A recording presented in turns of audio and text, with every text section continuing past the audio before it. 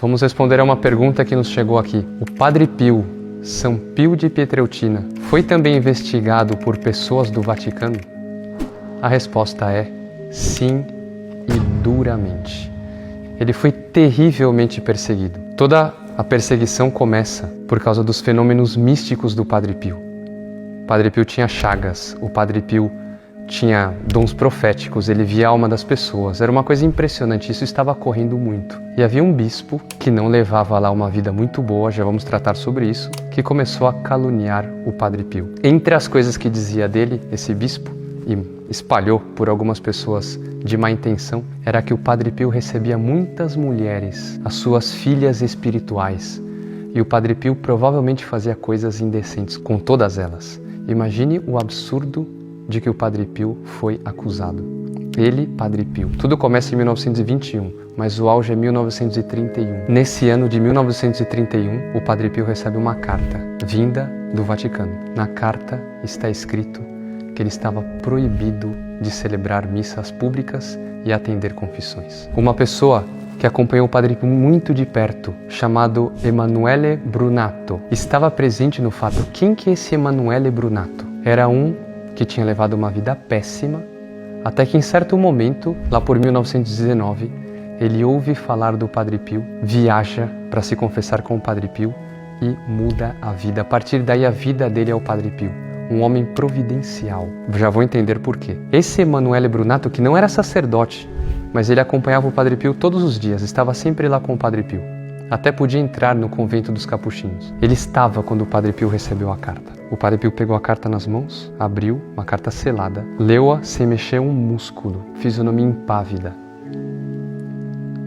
Guardou a carta, não disse nada e foi para o quarto. Esse Emanuele Brunato estava junto com o Padre Pio. Ele entrou no quarto junto com o Padre Pio foi abrir uma janela, hora da sesta. O Padre Pio queria fechar a veneziana. Quando o Padre Pio pegou a veneziana para fechá-la, o Padre Pio começou a chorar. Em soluços, chorava. Aí o Emanuele Brunato ficou emocionadíssimo. Ele tinha o Padre Pio por santo, ele tinha encantos pelo Padre Pio.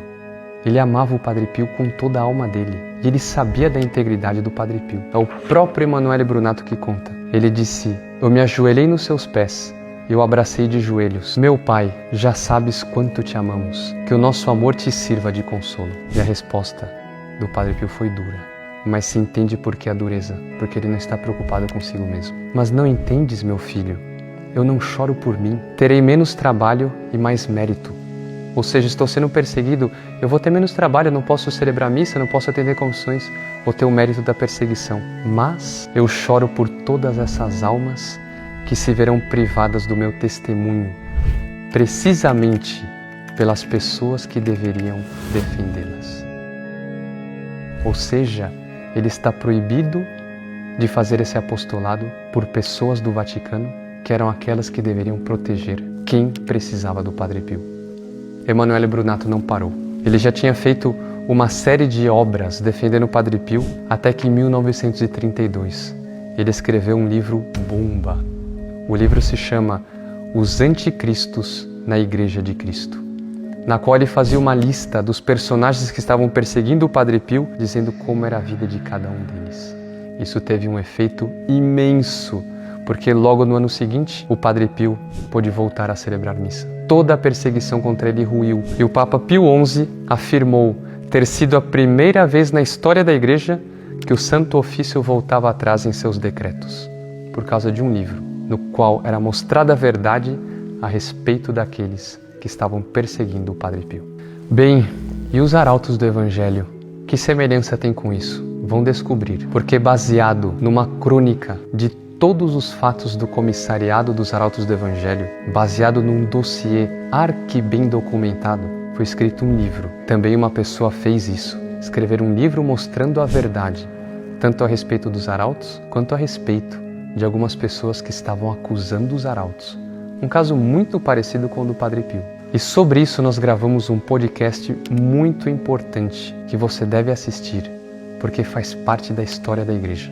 E para que juntos possamos pedir a Nossa Senhora que resolva logo esse caso, porque tem muita gente sofrendo com isso. Diáconos que não podem ser padres, religiosos que não podem ser ordenados diáconos, ou pessoas que não podem entrar para a vida consagrada. Tudo isso tem acontecido há 8 anos.